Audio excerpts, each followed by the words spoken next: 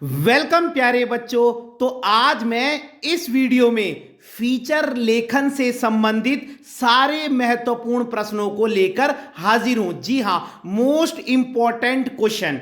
तो चलिए शुरू करते हैं। देखिए, सबसे पहले आपको फीचर की परिभाषा आनी चाहिए।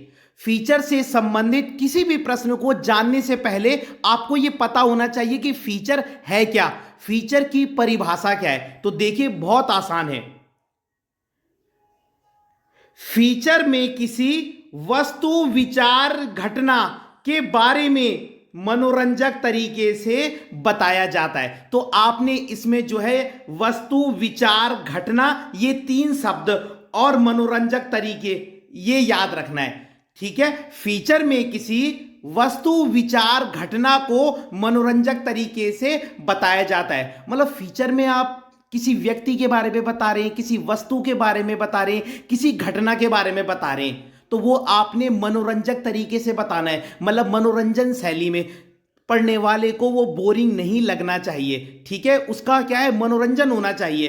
तो फीचर में किसी वस्तु, विचार, घटना को मनोरंजक तरीके से या मनोरंजक शैली में बताया जाता है। आप मनोरंजक शैली भी लिख सकते हो और मनोरंजक तरीके भी लिख सकते हो, जो भी आपको आसान लगता है।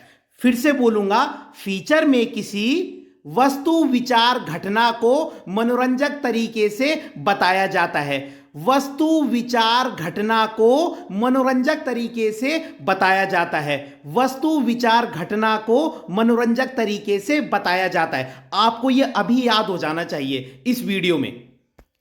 अब देखिए, फीचर की विशेषताएं क्या होती है। अगर प्रश्न आ गया फीचर की विशेषताएं बताइए, तो यह भी बहुत आसान है। देखिए, मनोरंजक शैली में लिखा जाता है, कल्पना का प्रयोग होता है। मतलब जब हम फीचर लिखते हैं ना, तो जो लिखने वाला होता है, राइटर, वो अपनी इमेजिनेशन का यूज करता है। इमेजिन करेगा पहले, फिर लिखेगा। तो पहला है मनोरंजक शैली में लिखा जाता है, फिर कल्पना का प्रयोग होता है, फिर भावना का प्रयोग होता है। अब जब मैं इमेजिन करके फीचर लिख रहा हूं, तो जाहिर सी बात है मैं उसमें अपनी फीलिंग्स ही लिखूंगा, अपनी भावनाओं को ही लिखूंगा।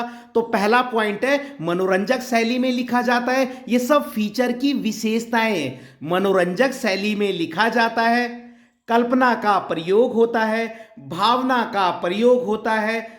फीचर 250 शब्दों से अधिक का नहीं होना चाहिए। और अंतिम पॉइंट है, रचनात्मकता का प्रयोग होता है। ठीक है, तो ये आपने याद रखने, बहुत इजी है। देखिए, तीन पॉइंट तो एक जैसे, कल्पना का प्रयोग होता है, भावना का प्रयोग होता है, रचनात्मकता का प्रयोग होता है, और इसके बाद आप लिख देना मनोरंजक शैली में लिखा जाता है, और फीचर 250 शब्दों से अधिक का नहीं होना चाहिए। तो बहुत आसान है। अब देखिए, फीचर लेखन के क्या उद्देश्य हैं। अभी हमने इसकी विशेषताएं पढ़ी। अब हम देखेंगे कि फीचर लिखने के उद्देश्य क्या होते हैं। बच्चों के ज्ञान को बढ़ाना, बच्चों की समझ को बढ़ाना, बच्चों की क्षमता को बढ़ाना, और बच्चों का मनोरंजन करना। ये क्षमता पता किस चीज की क्षमता है, लिखने की। बच्चों की लिखने की क्षमता को बढ़ाना। तो पहला था, फीचर हम क्यों लिखते हैं, क्योंकि बच्चों के ज्ञान को बढ़ाना होता है। फिर दूसरा, बच्चों की समझ को बढ़ाना होता है। तीसरा, बच्चों की लिखने की क्षमता को बढ़ाना होता है। और चौथा, बच्चों का मनोरंजन करना होता है। तो बहुत आसान है। अब देखिए, फीचर लिखते समय किन बातों का ध्यान रखना चाहिए। अगर इस तरीके से प्रश्न आ गया तो यह भी बहुत आसान है कि फीचर लिखते समय किन बातों का ध्यान रखना चाहिए। सबसे पहले हमने फीचर की परिभाषा पढ़ी है ना, फिर हमने क्या पढ़े, फीचर की विशेषताएं, फिर हमने फीचर के उद्देश्य। अब फीचर लिखते समय हमें किन बातों का ध्यान रखना चाहिए। पहला, भाषा सरल होनी चाहिए। ये तो जाहिर सी बात है, अगर आप कठिन शब्दों का प्रयोग करोगे तो पढ़ने वाला उसे कैसे समझ पाएगा, है ना। तो भाषा सरल होनी चाहिए, उद्देश्य होना चाहिए। अब फीचर आप लिख रहे हो तो किसी ना किसी उद्देश्य से तो लिख ही रहे होंगे। तो भाषा सरल होनी चाहिए, उद्देश्य होना चाहिए, मनोरंजन करने वाला होना चाहिए, दिल को छूने वाला होना चाहिए, और सत्यता भी होनी चाहिए। ऐसा नहीं है कि आप उसमें कुछ भी लिख दो, अपने इमेजिनेशन से लिख रहे हो तो कुछ भी लिख दो, गलत, ऐसा नहीं है। ठीक है, तो फीचर लिखते समय में किन बातों का ध्यान रखना चाहिए। भाषा सरल होनी चाहिए, उद्देश्य होना चाहिए, मनोरंजन करने वाला होना चाहिए, दिल को छूने वाला होना चाहिए और सत्यता भी होनी चाहिए। तो ये भी बहुत आसान है।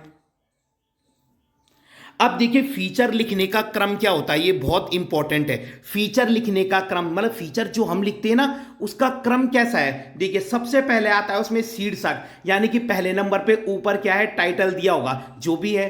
फिर आता है प्रस्तावना। प्रस्तावना का मतलब होता है, इसको इंग्लिश में कहते हैं इंट्रोडक्शन। आपने ऊपर हेडिंग लिखी, फिर आपने उसका थोड़ा सा इंट्रोडक्शन दे दिया, और फिर विषय का विस्तार। फिर आपने जो ये इंट्रोडक्शन दिया है ना सेकंड वाला, इसको आपने एक्सप्लेन करना है पूरा बड़ा लिख के। और लास्ट में समापन। समापन का मतलब होता है निष्कर्ष, एंड कर देना है उसका। तो सबसे पहले आता है शीर्षक, उसके बाद आती है प्रस्तावना जिसको इंट्रोडक्शन कहते हैं, उसके बाद विषय का विस्तार, यानी कि जिस भी विषय पर आप लिख रहे हैं उसको आपको एक्सप्लेन करना है, और लास्ट में आ जाएगा उसका समापन, एंड कर देना है। तो बहुत ईजी है, इसको रट लीजिए क्रम को, बहुत ईजी है। सबसे पहले शीर्षक, फिर प्रस्तावना, फिर हम विषय का विस्तार, या विषय अगर भूल जाए लिखना तो कोई बात नहीं, आप विस्तार लिख देना। अगर पहले तो आप पूरा ही लिखिए, लेकिन अगर विषय भूल भी गए तो विस्तार लिख देना। तो पहला हो जाएगा शीर्षक, फिर प्रस्तावना, फिर विस्तार और फिर समापन। अब है फीचर लेखन के तत्व। ये भी बहुत इंपॉर्टेंट है कि फीचर लेखन के कितने तत्व होते हैं। तो बहुत आसान है ये भी। फीचर लेखन के 3 तत्व होते हैं। पहला होता है कल्पना। मैंने आपको बताई कि राइटर पहले मन में क्या करता है, इमेजिनेशन करता है, फिर उसके मन में बहुत सारे थॉट्स आते हैं और फिर वो उस पर लिखता है। तो सबसे पहले होता है कल्पना, और इसमें आप लिख देना लेखक के मन में अनेक विचार आते हैं जिन्हें वह फीचर में लिखता है। तो बहुत ईजी है। तो पहला हो गया कल्पना। दूसरा है तथ्य।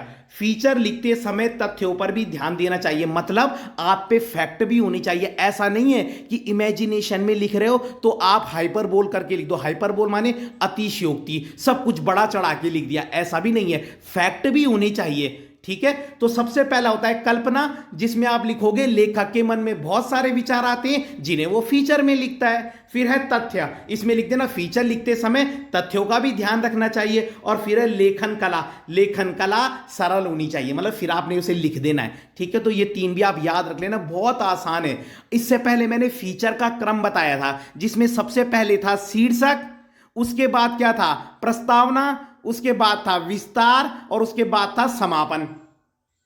और फीचर लेखन के तत्व क्या हैं? पहले क्या आता है हमारे मन में, राइटर के मन में पहले क्या आती है, कल्पना, उसके बाद तथ्य। हमारे पास फैक्ट भी होने चाहिए जब हम उसे लिखें। तो पहले हमारे मन में कल्पना आएंगी, फिर हम तथ्य और लास्ट में लेखन कला।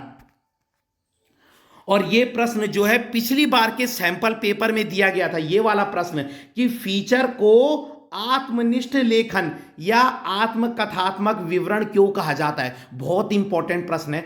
आत्मनिष्ठ का मतलब क्या होता है? देखिए ये बहुत सरल है। फीचर को आत्मनिष्ठ लेखन इसलिए कहा जाता है क्योंकि, और यहां से आंसर है, क्योंकि इसे पढ़ते समय ऐसा लगता है कि यह हमारे जीवन से जुड़ा है। जब आप फीचर को, क्योंकि फीचर में लेखक अपने मन के विचार को लिखता है, तो जब आप उसे पढ़ोगे ना तो आपको ऐसे लगेगा कि अरे ये तो मेरी लाइफ से रिलेटेड है, ये तो ऐसे लग रहा है जैसे कि मेरे जीवन की बात हो रही है ना। तो बहुत इजी है। फीचर को आत्मनिष्ठ लेखन इसलिए कहा जाता है क्योंकि, यहां तक प्रश्न में ही होगा, इसे पढ़ते समय ऐसा लगता है कि जैसे यह हमारे जीवन से ही जुड़ा है। इसे पढ़ते समय ऐसे लगता है कि जैसे यह हमारे जीवन से ही जुड़ा है। तो अगर आपको वीडियो पसंद आई हो तो लाइक कीजिएगा, कमेंट कीजिएगा और चैनल को सब्सक्राइब जरूर कीजिएगा। धन्यवाद।